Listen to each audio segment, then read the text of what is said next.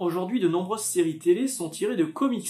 Dans cette vidéo, je vais vous donner 5 conseils lecture et vous verrez que souvent, l'œuvre d'origine est plus recommandée que son adaptation. Bonjour, je suis Max Faraday, bienvenue chez Geeko.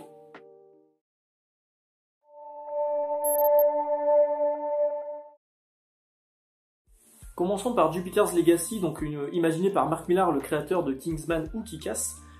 C'est un comics qui raconte l'histoire de super-héros, de leur influence sur le monde. Utopian, c'est le Superman local, il souhaite juste aider et inspirer les hommes, alors que son frère veut plus les guider, voire les diriger, afin de rendre le monde meilleur. Au milieu de tout ça, vous avez les enfants de ces premiers surhumains, qui ont leurs propres problèmes, et qui vont devoir choisir un camp, évidemment. Le comics est bien plus direct à mon goût dans son approche, plus clair, il n'y a pas d'ajouts scénaristiques qui ne servent juste à allonger la durée de l'épisode. Le trait du dessinateur Frank Whiteley il est juste incroyable et je vous invite vraiment à lire le comics qui s'avère bien plus plaisant à mon goût que son adaptation en série télé. Lock and Key est une série fantastique dans laquelle le scénariste Joe Hill, qui est le fils de Stephen King, s'associe au dessinateur Gabriel Rodriguez. Dans cette série, une femme et ses 3 enfants s'installent dans l'immense demeure familiale suite à un drame dans la famille. La demeure s'appelle Key House et elle renferme des secrets sous la forme de clés magiques, convoitées par une mystérieuse femme sortie d'un puits. La série TV apporte une richesse visuelle qu'on retrouve pas forcément dans le comics, il y a vraiment des différences visuellement, notamment lors de l'utilisation des clés, mais le comics est bien mieux rythmé et scénaristiquement bien plus travaillé. Encore une fois, je ne saurais que vous conseiller de vous plonger dans les pages du comics avant d'éventuellement découvrir la série télé. Difficile de parler de séries TV tirées de comics sans évoquer Walking Dead.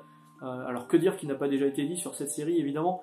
Tout d'abord, elle était assez fidèle aux comics d'origine, mais elle s'en est éloignée petit à petit, progressivement, avec de nouveaux personnages, de nouvelles intrigues, et voire même des séries dérivées comme Fear the Walking Dead. Je crois même qu'il y a une 3e série dérivée là, qui est en cours.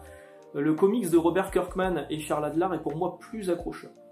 Les relations avec les personnages se perdent moins dans d'interminables scènes de dialogue. Visuellement, on peut se permettre dans le comics des scènes qui demanderaient énormément de travail au niveau de la série télé, avec d'innombrables zombies. Malgré toutes les qualités de la série télé, car elle a vraiment de grandes qualités, le comics est pour moi une lecture indispensable si vous êtes un amateur de zombies, de marcheurs ou d'infectés. Je parlais de Robert Kirkman sur Walking Dead, une autre série tirée d'un de ses comics, c'est Invincible, qui a pour particularité, exception, c'est pas vraiment une série télé, c'est un dessin animé. C'est une série animée. Alors pour la petite histoire, c'est le fils du Superman local qui se découvre des pouvoirs. À partir de là, toute sa vie va changer. La relation qu'il avait avec son père va subir un changement radical, mais quand je vous dis radical, c'est radical. Et je vous recommande fortement, mais alors fortement, lisez Invincible, découvrez la série Invincible.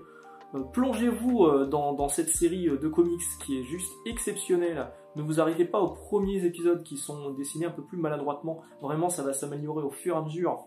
Ou ne faites que regarder la série télé qui est déjà très très bonne, qui est limite aussi bonne que le comics pour une fois. Attention toutefois, même si c'est un dessin animé, c'est pas à mettre devant tout le monde. C'est vraiment très violent, il y a beaucoup d'hémoglobine à l'écran. Et vraiment, c'est à déconseiller aux enfants. Comment finir cette vidéo sur les séries TV tirées de comics sans évoquer le phénomène The Boys? Alors, petite exception à la règle, qui veut que le comics est souvent meilleur que la série télé. Sur The Boys, je trouve que la série a parfois plus à raconter que le comics. Alors je sais que ça peut en choquer certains, mais ça n'enlève rien de la qualité du travail apporté par Garth Ennis, le scénariste, et Darick Robertson, qui ont vraiment bouleversé la vision qu'on peut avoir d'un comics de super-héros. Mais visuellement, la série a bien plus d'impact sur certaines scènes, et je pense particulièrement à la scène d'introduction, que le comics. Attention toutefois, la série est fortement recommandée, hein, vraiment, elle rend rapidement accro, mais c'est vraiment une série adulte et violente. Donc à ne pas regarder avec une personne qui pourrait être choquée facilement.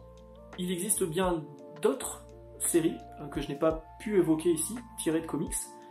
Je pense à iZombie, Umbrella Academy ou les séries Marvel. N'hésitez pas, vous, à partager dans les commentaires votre propre sélection. Et si vous avez apprécié cette vidéo, n'oubliez pas le pouce bleu. N'oubliez pas de vous abonner, ça aide vraiment la chaîne. Abonnez-vous à la chaîne de Geeko. Je vous souhaite une excellente journée, de très bonnes lectures, de très bons visionnages si vous partez sur de la série télé. Et je vous dis à très bientôt sur Geeko.